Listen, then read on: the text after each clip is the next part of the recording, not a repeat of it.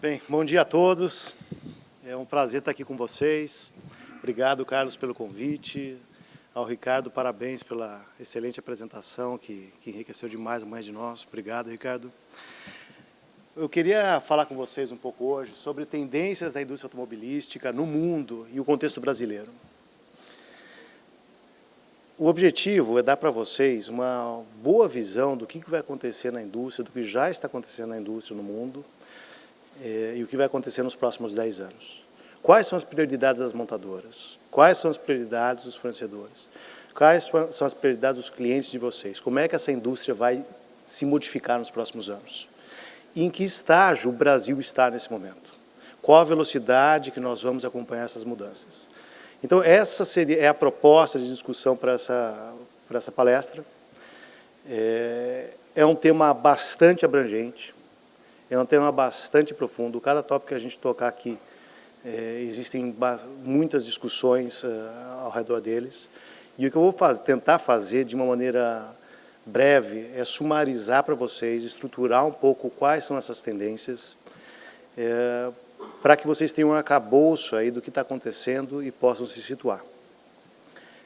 Se quiserem ter discussões aprofundadas sobre um ou mais temas, com prazer eu fico à disposição, estou aqui até a hora do almoço, ou podemos marcar discussões posteriores, com prazer. Esse é um tema do qual eu trato com muito prazer.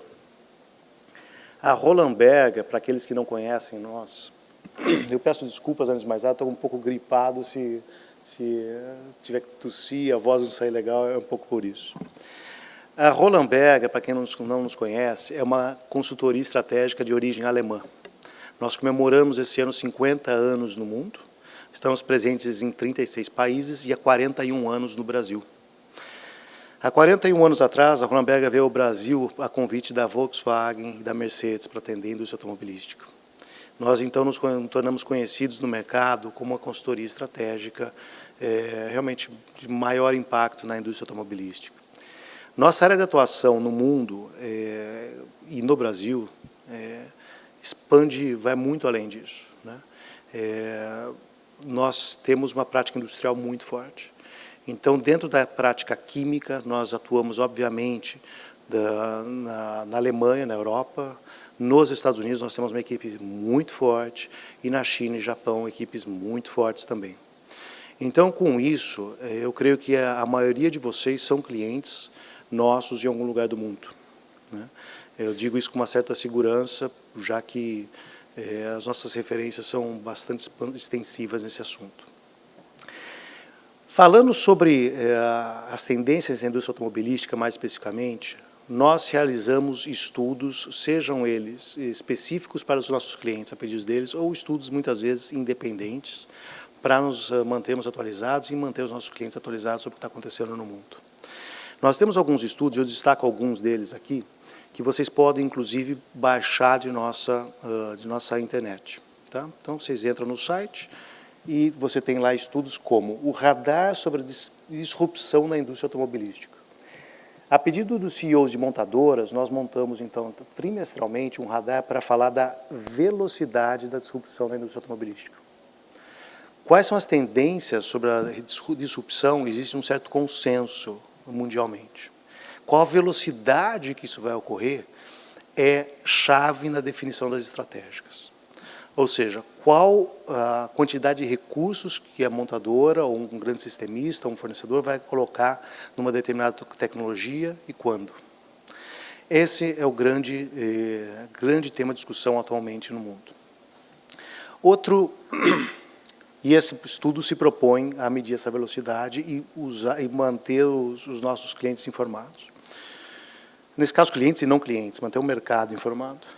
Existe outro aqui, que é um índice da mobilidade elétrica e um índice dos veículos automatizados, dos veículos autônomos. A gente também faz uma atualização trimestral sobre como é que está indo a evolução, e aí mais detalhada desses tópicos, né? Outro tópico interessante aqui, só para vocês verem outros estudos, tem o tópico, por exemplo, cidades inteligentes. A gente acabou de lançar um estudo também recente. Dentro da indústria química, nós temos vários estudos também. Peço, por gentileza, entrem no site, conheçam a Roland Berger mais a fundo e vocês vão ver lá esses estudos. Dentro do assunto inovação automobilística, esse é um exemplo de quem são clientes nossos nesse momento no assunto inovação automobilística. Ou seja, o que a gente apresenta é baseado em estudos gerais, mas também tem muitos assuntos bem específicos para grandes empresas no setor. Quais são essas grandes tendências da indústria hoje? Nós, na Roland Berger, identificamos 4 grandes tendências. E nós damos a essas tendências o acrônimo de MAID. M-A-E-D. Então, M para novos modelos de mobilidade. A para veículos autônomos. D para digitalização e conectividade. E E para eletrificação. Então, o mundo está caminhando nesse sentido. O mundo automobilístico está caminhando nesse sentido. Essa é uma direção clara que nós começamos a ver. A questão é um pouco qual a velocidade dessa inovação e como isso vai, quais nuances vão tomar, né? Quando a gente fala de novos conceitos de mobilidade, nós no Brasil temos, em alguns aspectos, avançado bastante. Aqui se inclui, por exemplo, modelos de veículos compartilhados, como a Uber, né? Então, aqui nós avançamos bastante, é um mercado bastante importante mundialmente. A Uber, a 99, Easy, Cabify no Brasil é um negócio que vai bem, né? Outros modelos de mobilidade compartilhada, por exemplo, compartilhamento de automóveis, isso já não vai bem, né? Compartilhamento de bicicletas, isso não funciona. Então, aqui no Brasil, algumas coisas vão bem, outras a velocidade é muito mais lenta. Veículos autônomos. Nós acreditamos que veículos autônomos é uma realidade mais distante do mercado brasileiro. Então, aqui eu acho que é um foco de atenção menor nosso nesse momento. Digitalização. Aqui existem várias coisas que a gente pode falar sobre digitalização. Quando a gente fala de conectividade dentro do automóvel, o Brasil tem todo o potencial para ter uma aceleração muito rápida desse assunto. O brasileiro é extremamente conectado, o brasileiro ele é pouco restrito a compartilhamento de dados, ou seja, ele compartilha dados com facilidade, comparados, por exemplo, aos alemães ou aos europeus de modo geral. Então, aqui a gente acredita que tem uma boa chance para nós nos desenvolvermos rapidamente. E eletrificação para nós ainda é um assunto um pouco distante, né? É um assunto que está tomando velocidade ao redor do mundo, no Brasil ainda é um pouco distante. Eu vou aproveitar para falar aqui um pouco sobre o programa Inovar Alto e o programa Rota 2030, que são assuntos mais aderentes à realidade brasileira. A gente começa uma conversa aqui, depois, se quiserem aprofundar, a gente aprofunda sobre esses temas também. Quando a gente fala de os novos conceitos de mobilidade, a gente tem muita coisa acontecendo aí. A gente tem mobilidade, novos conceitos para mobilidade individual, temos novos conceitos para mobilidade de transporte de carga, por exemplo, né? Quando a gente fala de novos conceitos para a mobilidade individual, são esses que a gente acabou de discutir anteriormente, esses conceitos como compartilhamento de automóveis, compartilhamento de corridas de carro, né? Quando a gente fala de transporte de carga, a gente fala, por exemplo, a integração na última milha, né? Por exemplo, você ter um drone para fazer a entrega, a última parte da entrega, né? Então, isso é o que a gente está falando em termos de novos modelos de transporte de carga. E é claro que a gente fala também de mobilidade individual, mobilidade corporativa, né? E mobilidade individual, né? E só uma correção, antes eu falei mobilidade individual, transporte de carga, mas é transporte de passageiros, transporte de carga, né? Então, muita coisa está acontecendo ao redor desse ambiente. O que significa isso? Significa o seguinte: montadoras estão pensando nesse momento em como integrar e garantir que elas fazem parte de todas as etapas da cadeia. Se você pega, por exemplo, uma Mercedes-Benz, o grupo Daimler, eles estão se envolvendo em todas as etapas da cadeia. A Daimler está pensando como é que ela oferece transporte como é que ela compartilha bicicletas, como é que ela integra bicicleta com automóvel, com metrô, com trem. Ela está pensando como é que ela garante que ela está presente ao longo de toda a cadeia de transporte de cargas, né? Desde a identificação do que tem que ser coletado, a coleta disso, o transporte rodoviário, depois o transporte urbano, depois a entrega no ponto de necessidade de uso. Então, aqui a gente vê uma mudança de mentalidade das montadoras. Isso é extremamente importante, e todos esses conceitos de mobilidade são extremamente importantes, por quê? Porque as montadoras já estão mudando claramente o enfoque delas, e para isso precisa de recursos, como eu disse no início. Então, isso começa a explicar, por exemplo, por que a GM vendeu a Opel na Europa. Né? Após 20 anos de prejuízo na Europa, a GM chegou finalmente à conclusão que ela precisa de recursos para investir em novos conceitos de mobilidade. Então, com isso, ela se desfaz da Opel para a Peugeot Citroën e tem mais recursos para trabalhar nesses assuntos. Explica também porque, por exemplo, a Ford recentemente demitiu o Mark Fields. Mark Fields fez um excelente trabalho na Ford recentemente, o CEO da Ford. Só que a necessidade mais premente nesse momento é de navegar melhor no ambiente de tecnologia. Então eles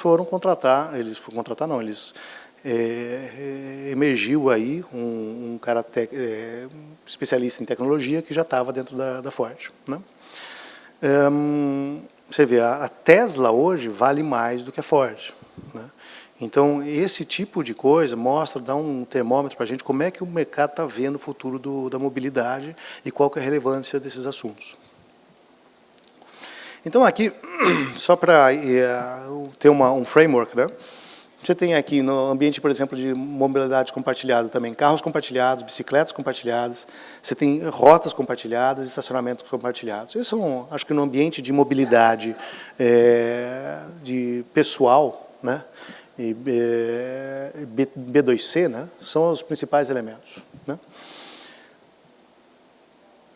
Como é que funciona isso? Existe espaço para tudo isso acontecer junto. Né? Então, você tem aqui numa ponta, você tem aqui os automóveis próprios, você tem aqui táxis, você tem aqui locação de veículos. E os novos modelos de negócio do tipo compartilhamento de veículos e compartilhamento de viagens estão entrando dessa maneira, eles estão se inserindo, primeiro, roubando o lugar do táxi, roubando o lugar da locação de veículos, tirando o lugar dos carros próprios, né? E, em geral, para corridas de minutos ou horas. Né? Então, isso é uma tendência importante que a gente está vendo nesse momento. Né? Esses caras, no final, eles devem ficar com a maior parte do lucro da cadeia. O futuro do negócio da Uber não é ser contratar veículos para contratar motoristas para transportar para eles. A gente vai falar daqui a pouco sobre isso. O futuro do negócio da Uber é ser a plataforma de veículos autônomos. Né? Então, esses caras começam a entrar aqui, né, expandir, buscar mais espaço em todas as direções e com muito sucesso já no curto prazo. Então, com veículos autônomos, à medida que isso chega, a expectativa nossa é que eles tomem cada vez mais espaço. Então, por isso a preocupação das montadoras nesse quesito, nesse item. Né? Uma vez que você começa a passar para ter grandes plataformas aqui, o cliente passa a estar menos preocupado se ele está andando de Volkswagen ou se ele está andando de Ford. Né? Você quer entrar no automóvel e você quer ter um ambiente, muitas vezes, de conectividade que seja mais interessante para você. Você quer entrar e quer que a música preferida esteja tocando. Né? Você quer conseguir ler seus e-mails na tela na frente, que vai estar na sua frente. Né? Coisa do tipo. Né? Então, o negócio começa a mudar bastante aqui. Ao mesmo tempo que ele rouba um pouco do mercado de táxi, rouba um pouco o mercado de locação de veículos, ele, na verdade, ele cria um mercado novo. Quer dizer, muita gente já não compra mais carro para poder andar de Uber, né? Ou quem tinha carro, vende o carro para poder andar de Uber. Então, a gente fez um estudo aqui na área metropolitana de São Francisco, né? E você vê que, de fato, a Uber roubou um pouco do negócio dos táxis, mas ela criou um novo negócio, né? Então, isso é importante entender, porque está mudando completamente o ecossistema automotivo no mundo, né? Então, essa é uma grande tendência. Isso é uma coisa que está mudando o mercado de automóveis no mundo, né? Outra grande tendência é a questão de automação veicular. A SAE define 5 grandes níveis de automação veicular. Você tem aqui o nível 1, né, que você ainda precisa, é apenas uma assistência ao condutor, né? A gente chama isso daqui de fit-off, ou seja, você não precisa acelerar, né? Você pode estar ali, mas sem acelerar. Aqui a gente chama de automação parcial. É uma questão que a gente chama isso aqui de hands-off. Você está ali sem acelerar, sem, né, dirigir, mas você ainda tem que estar ali olhando. A gente depois tem o nível de eyes-off. Esse é um nível de automação bastante interessante. Ou seja, o condutor precisa estar ali, mas ele não precisa estar interagindo com o carro. E depois você tem uma automação completa. Os sistemas para permitir esse tipo de automação, em sua maioria, já existem, né? Para condução, estacionamento, para segurança, já tem muita coisa. Você tem aí lane assist, né? Você tem traffic jam assist, né? Você tem assistência para estacionamento, né? Já tem muita tecnologia já desenvolvida, né? Alguma coisa precisa ser aprimorada, né? Mas muita tecnologia já existe. Pelo menos para o nível 3, a tecnologia já está disponível no mercado, né? Então, o que está havendo nesse momento é a aprimoração dessas tecnologias e também aí precisa ser desenvolvido um ambiente regulatório interessante para que isso venha a ocorrer. No Brasil, isso aqui ainda é sci-fi, né? É um ambiente de ficção científica. Esse é um tema que no Brasil ainda está bastante distante, né? Você pega carros premium, apenas tem algumas dessas características e ainda não é uma coisa que nós estamos discutindo a nível no ambiente regulatório ainda, né? Então isso para nós ainda é um pouco distante, não está previsto no Rota 2030, mas acho que a gente deve começar a discutir isso para que na próxima rodada do Rota 2030 a gente possa estar com algo maduro sobre isso. Esse slide eu acho interessante porque mostra aqui um pouco como os chamados táxis robôs, que são a próxima etapa, né, que seria a etapa, perdão, definitiva de automação, vamos falar assim, né? Aquilo que eu dizia antes, né? O endgame da Uber, no final, não é ter motoristas, é ter um monte de robôs, carros autônomos dirigindo, né? Você consegue ter uma mobilidade a um custo muito mais barato, né? Então, isso surge uma questão. Se o custo é muito mais em conta, a gente vai ter mais carro ou menos carro no futuro, né? É uma grande questão. As pessoas vão se movimentar mais ou vão se movimentar menos? Então, essa é uma grande questão que existe no momento. Qual que é o tamanho desse mercado de automóveis no futuro? Se a gente fez uma pesquisa, até antiga, em novembro de 2015, perguntando nos Estados Unidos, Alemanha e China, se a pessoa estaria mais interessada em usar um táxi robô do que comprar um carro novo, né? E naquele momento, você vê na China, já metade já não se interessava por automóveis, e mesmo em países como os Estados Unidos e a Alemanha, que são países onde as pessoas têm paixão pelo automóvel, você tem aí já um quarto falando, olha, eu ando de táxi robô, né? Então, à medida que isso for se desenvolvendo, a tendência é que isso amplie.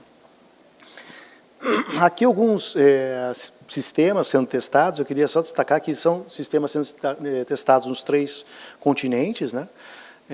Você vê aqui, tanto nos Estados Unidos, na China, quanto na Europa, todo mundo tem modelos em evolução e empresas tradicionais.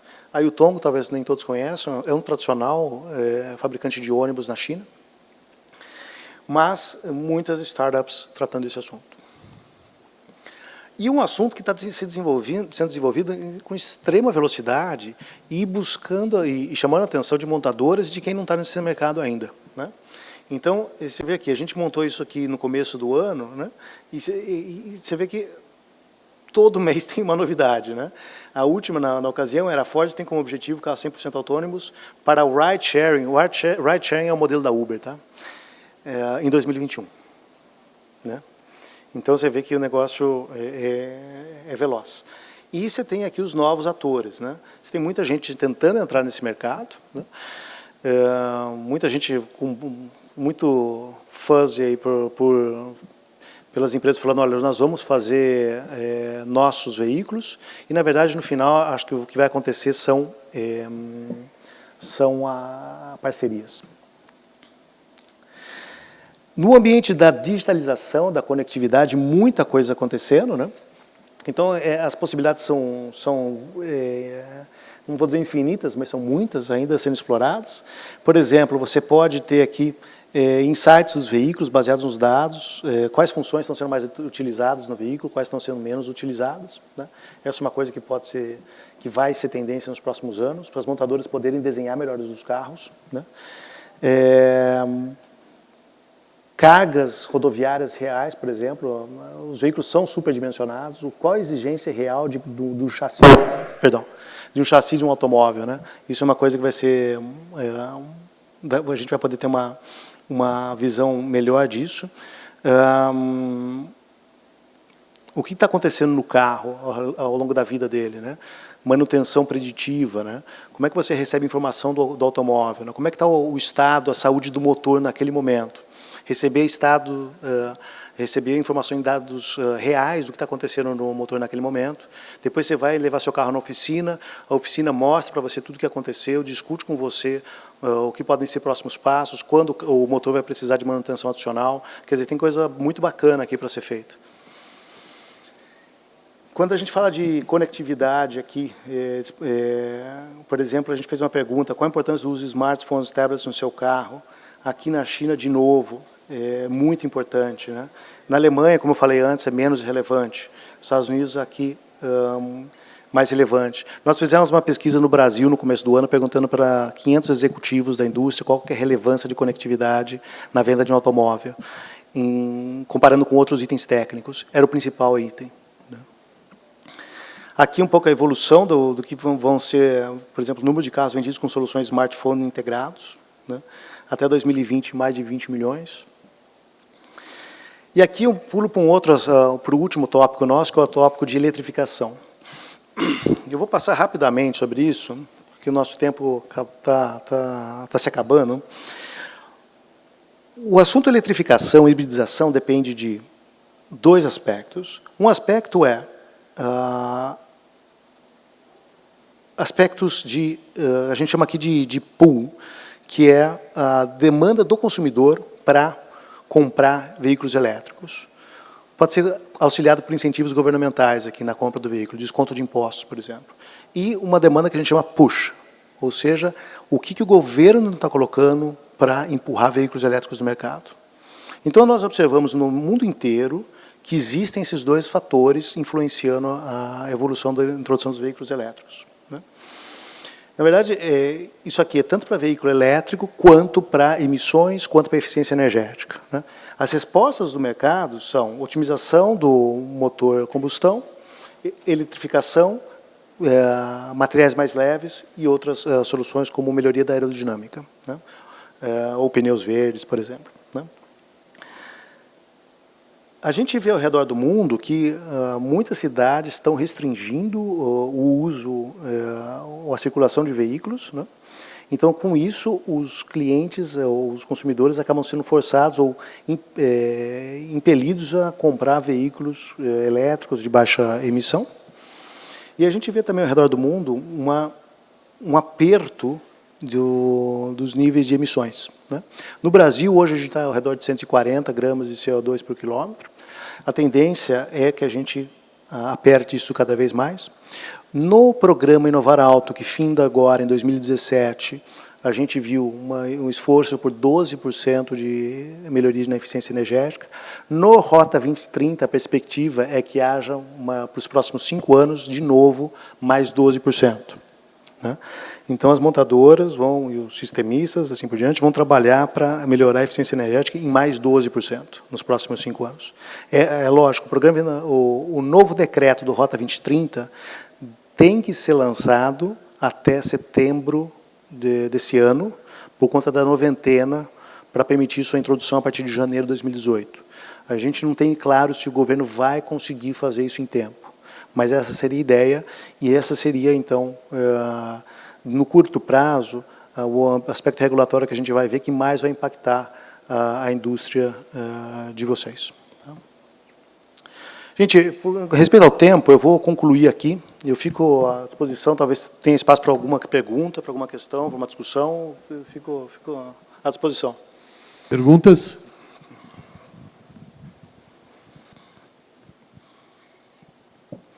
Bom dia.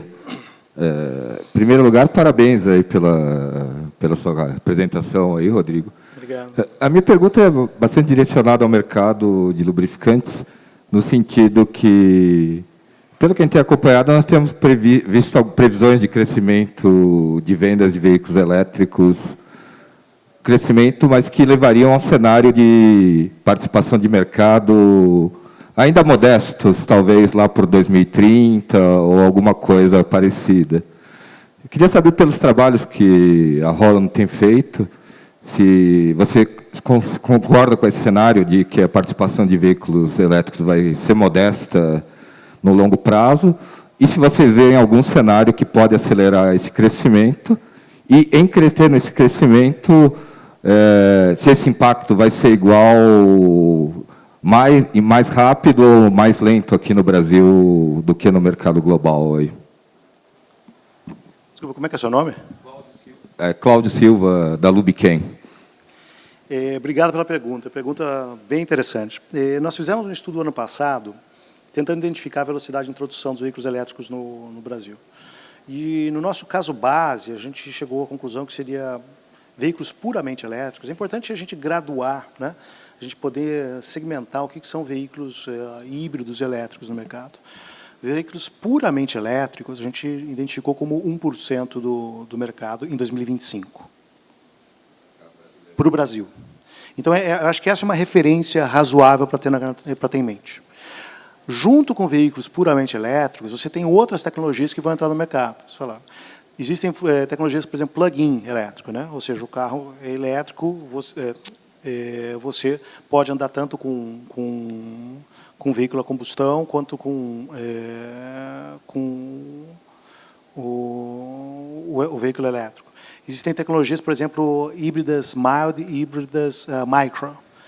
São tecnologias muito novas, que não têm ainda sido difundidas de maneira abrangente, que nós acreditamos são tecnologias muito boas para o Brasil. Recentemente, a Audi lançou o A8 com um sistema de 48 volts hybrid, né?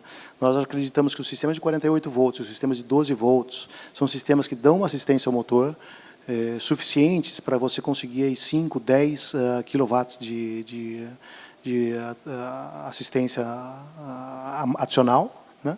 E que é muito mais eficiente do que você ter um sistema híbrido completo, né? O sistema híbrido, para a gente ter bem claro, é um sistema, é um pouco um Frankenstein, né? Se você pega um sistema híbrido como um todo, né? Porque o veículo elétrico é muito mais simples, tem menos componentes, é um negócio bacana. O sistema híbrido, você tem mais componentes que o veículo atual, né? Então, do ponto de vista de engenharia, uma coisa um pouco complicada. Então, é um pouco isso que a gente vê, quer dizer, 1% de elétrico, mas com uma adoção de mild, micro, hybrids, esses sistemas de 12, 48 volts, é uma coisa muito nova, mas que a gente entende que deve ter uma adoção crescente até 2025. Né? Ou seja, o motor de combustão continua exigindo amplamente, né? Eu falei um pouco sobre o ambiente regulatório, meta de 12% adicional. O governo deve fazer uma mudança no IPI, né? Deve fazer um ajuste no IPI para que o veículo elétrico tenha um incentivo no IPI, né? Mas esse ajuste deve ser alguma coisa não muito impactante, vamos falar, né? Então, em termos de custo do veículo, né, não vai fazer tanto efeito. Existem outros elementos envolvidos. A gente pode falar, por exemplo, de infraestrutura elétrica para carga rápida. O Brasil é muito incipiente nisso. A CPFL em Campinas começou com um programa com isso. Estão instalando, acho que cerca de 20 postes para carga rápida, e não existe nada disso no Brasil, né? Então, tem muita coisa para ser feita. Se você faz uma instalação de 1.000, 2.000 postos de carga rápida, rapidamente você desbloqueia uma ponta importante do mercado, né? Mas, no momento, a gente não vê nenhum movimento nesse sentido, né? E mais um ponto que eu acho que é importante, assim, talvez os primeiros veículos a se eletrificarem venham a ser os ônibus. A BYD, aqui no Brasil, a BYD já há muito tempo faz muita pressão para a eletrificação de ônibus, e mais recentemente, talvez vocês tenham visto na imprensa, o Dória esteve na China e está aí pensando em eletrificação de ônibus. Faz sentido, o ônibus trabalha em rotas fechadas, ou seja, você sabe qual que é a quilometragem, você sabe qual vai ser a eficiência, você consegue abastecê-lo no começo ou no fim do circuito. Você não precisa de pontos de recargas múltiplos, é previsível a recarga que ele vai ter. Então, é um negócio, é limpo, onde você precisa de veículo limpo, que é na cidade. Então, é um negócio que faz sentido. É possível que sejam os primeiros, tá?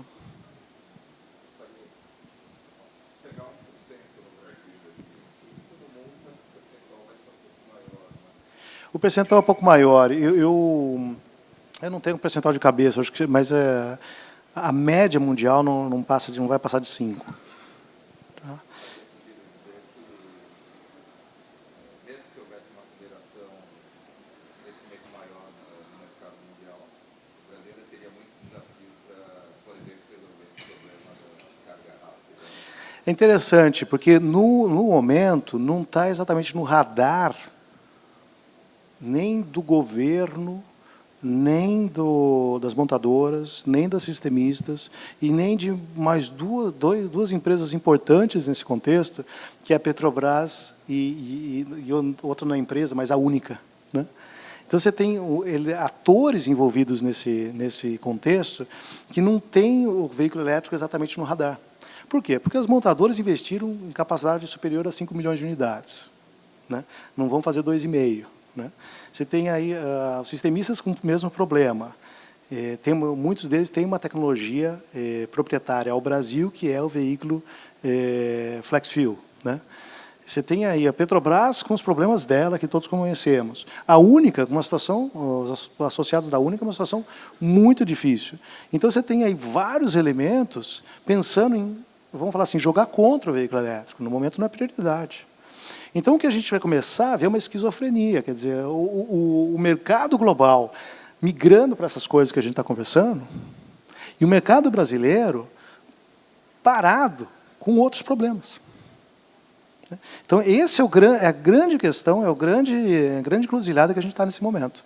A gente precisa resolver os problemas que nós temos no momento, que é a capacidade, né, dos fabricantes, né? E a gente precisa começar a pensar como se inserir nesse trem que está saindo agora, né? Porque a gente continua correndo atrás do trem, né? A indústria automobilística nacional. Agora tem um trem novo que vai sair agora, a gente precisa estar dentro, né? Mas, por uma situação contextual, a gente não vai conseguir fazer isso, né?